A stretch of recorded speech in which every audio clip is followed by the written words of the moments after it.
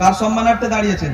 রাসূলের সম্মানার্থে। তো ইসকের সাথে দুনিয়ার যে প্রান্ত থেকে আমার নবীকে সালাম দেওয়া হয়, আল্লাহর রহমতের ফেরেশতারা না আমার নবী পাকের উপরে সালামের নজরানা পৌঁছে দেন। জোরে বলে তাহলে আপনারা কি চান না আপনাদের এই সালামের তহফাটা আমার নবী পাকের রওজাতে যাক?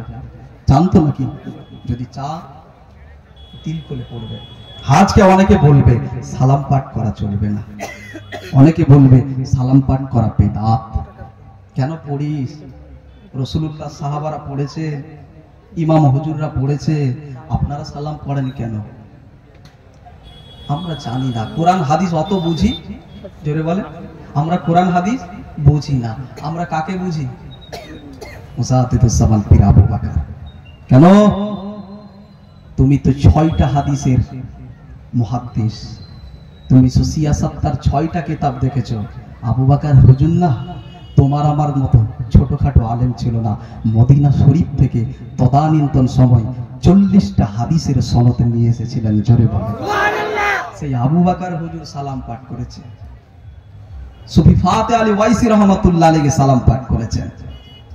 সুফি ফাতে আলী ওয়াইসি রহমাতুল্লাহ আলাইহি যখন ইচ্ছে করতেন রাসূলকে দেখব, বিশ্বাস করুন আমার নবী পাকের চাঁদ মুখের দিদার সুফি ফাতে আলী ওয়াইসির হয়ে যেত। জোরে বলেন। তারা কিছু বুঝতেন না, আজকে আপনি বেশি বুঝে গিয়েছেন। অত মাসলা মাসাইল জুজই বিষয় নিয়ে ফিতনা করে লাভ নেই। আমরা মুজাদ্দিদুজ্জামানকে ভালোবাসি, আবু বকর হুজুরকে ভালোবাসি। কে মানলো না মানলো এটা আমাদের দেখার দরকার নেই। আমরা আবু বকর হুজুরকে মানি, আবু বকর হুজুরের মহব্বতে, আবু বকর হুজুরের রাস্তা ধরে আমরা চলবো। বেশক একদিন না একদিন আবু বকর হুজুরের সাথে আমাদেরও ঠিকানাটা আল্লাহর দয়ার জান্নাতে হয়ে যাবে। জোরে বলেন। কেন? এই বাংলার মানুষ টুপি জানতো না, এ বাংলার মানুষ রাসূল চিনতো না, এ বাংলার মানুষ দিন সারা শরিয়াত বুঝতো না। কার ওসিলায় বুঝেছে? ঊনবিংশ শতাব্দীর মুজাদ্দিদ। এ বাংলার রেনেসাঁস, এ বাংলার জমিনে কোরআন কি জিনিস মানুষ বুঝতো না। মনসার গলায় সেদিন মানুষ ধুতি দিত, মনসা ঠাকুরের কাছে ধান নিয়ে আসতো। এ মুসলমান সমাজ ধুতি পরে ঘুরে বেড়াতো। কার ওসিলায় পরিবর্তন হলো? না, সেদিন কোনো ইমাম ছিল না, সেদিন কোনো জামাত ছিল না, সেদিন কোনো মৌলবী ছিল না।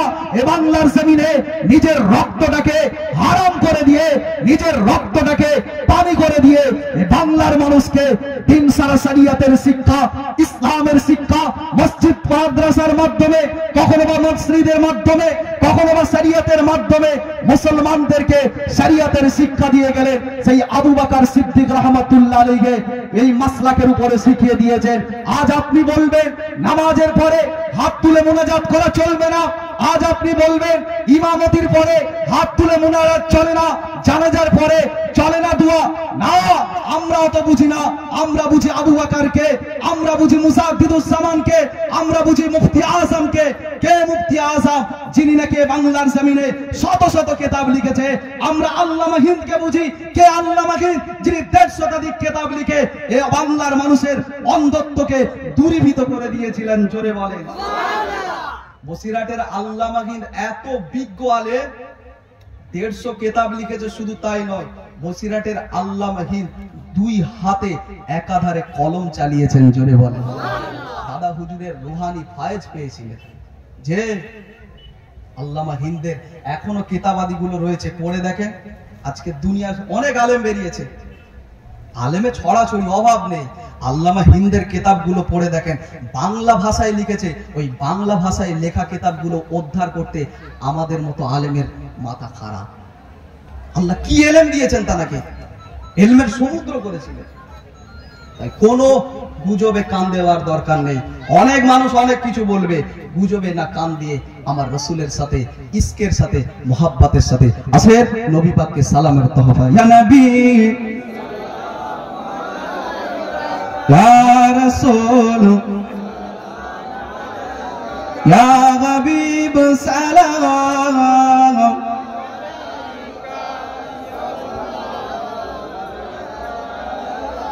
দিল আল্লাহ আরো বাণী পগালো দুঃখে রজনী হইল জগৎ নুরানে আমেরা নয়নের মনি আনবি ইয়া রাসূল ইয়া হাবিব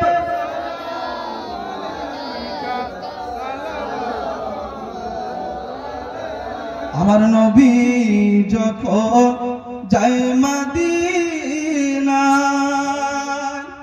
কি জন্মভূমির ভালোবাসা রাসূলের। মদিনাতে যাচ্ছে, মক্কার মানুষ আমার রাসূলুল্লাহকে বিতাড়িত করছে, আমার রাসূলকে তাড়িয়ে দিচ্ছে, বারবার করে কাবার দিকে তাকাচ্ছে আর জন্মভূমির দিকে তাকিয়ে বলছে, ওরে কাবা, আজকে আমার দেশের মানুষ আমাকে ঠাঁই দিল না, একদিন তোমার সাথে আবার দেখা হবে।